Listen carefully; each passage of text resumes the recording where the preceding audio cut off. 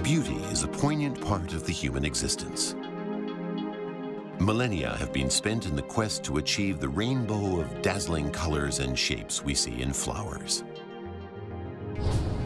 The beauty of flowers has so captivated man, the flow of new varieties seems to know no end.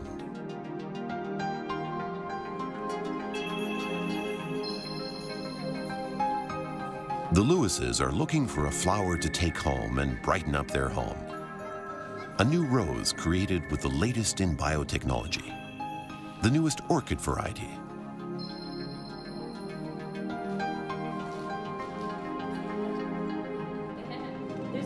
Of all the flowers, the tulip is Mary's favorite.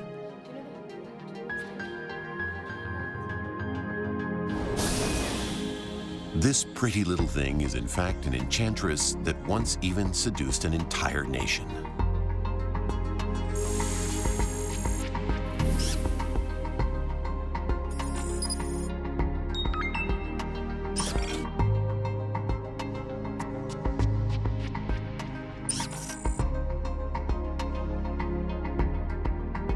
The Netherlands, the country of windmills, clogs, and of course tulips. Fields spread like splashes of color from an artist's palette. Today, up to 7,500 varieties are grown here. And at one time, the Dutch love for the tulip grew to almost unbelievable heights. The 17th century, the Dutch golden era. The tulip arrived in a nation at the peak of its glory. Its popularity soared quickly. A profusion of new varieties followed, and people sought the rarest colors and patterns.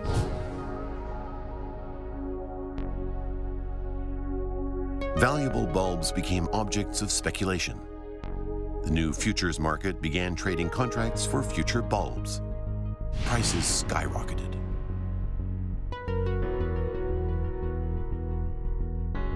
This was tulip mania. Some call this the first bubble economy. At its height, the most expensive flower bulb fetched prices enough to buy a townhouse in the center of Amsterdam. But as it turned out, the coveted pattern was actually caused by a virus. The bulb bore no flower, and the bubble burst.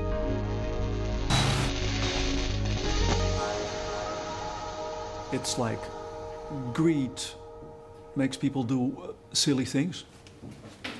Nothing new. I mean, we have seen many financial bubbles since this happened. Interestingly is that this is the first one. 4 centuries on, the tulip bubble is a thing of the past, but the tulip industry remains a major fixture in the Dutch economy. At the flower market, tulips account for 20% of the trade.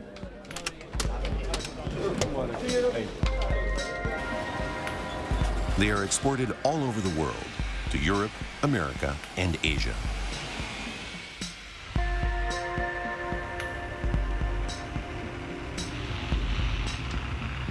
Fall is high season for tulip bulb planting. Growers multiply bulbs of established varieties to sell on the market.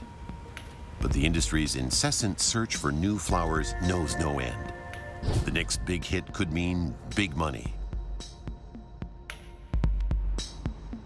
This company is no exception. Growers here spend years trying to come up with an original bloomer. This is the room for the pollen threads. This is cooling. We keep them safe here.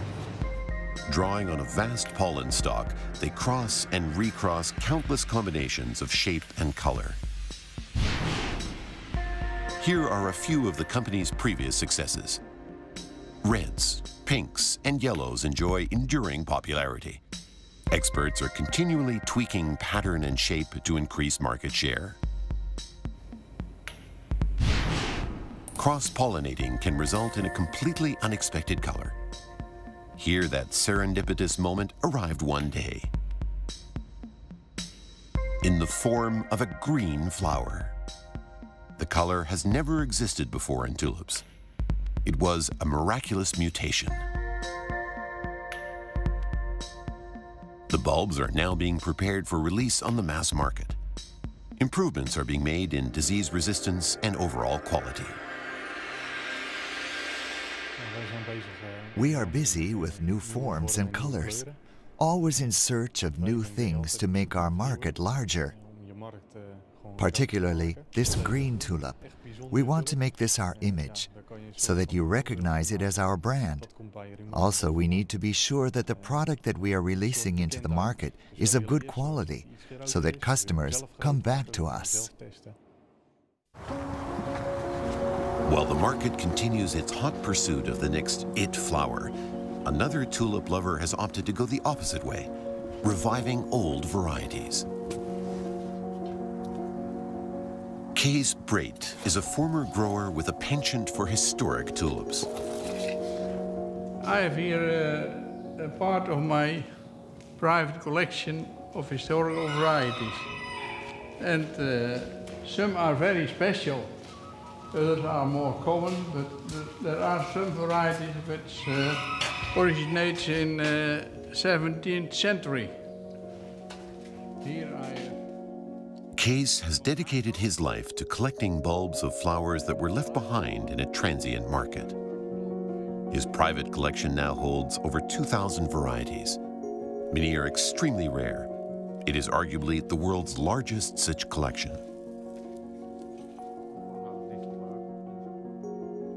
Kees's son Eric shares his father's passion for tulips. A photographer, Eric published a photo book in 2011 featuring his father's unique flowers. Aptly titled, Lost Tulips.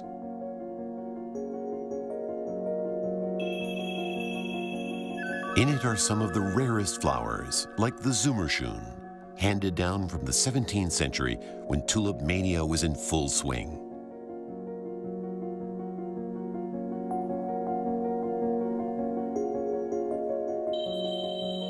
And the picotis. Popular in the 19th century, it disappeared from the market due to its delicateness. The modern tulips, they all have very sturdy, straight stems. And the old ones, they bend over a little bit and they move with the wind. And I think this is much more elegant. Its goal in life is to maintain this historical collection. And if somebody is looking for my father, he will always be in this field. In the 21st century, the bewitching charm of this superlife has not diminished. All over the world, it continues to engross people who share an undying passion for beauty.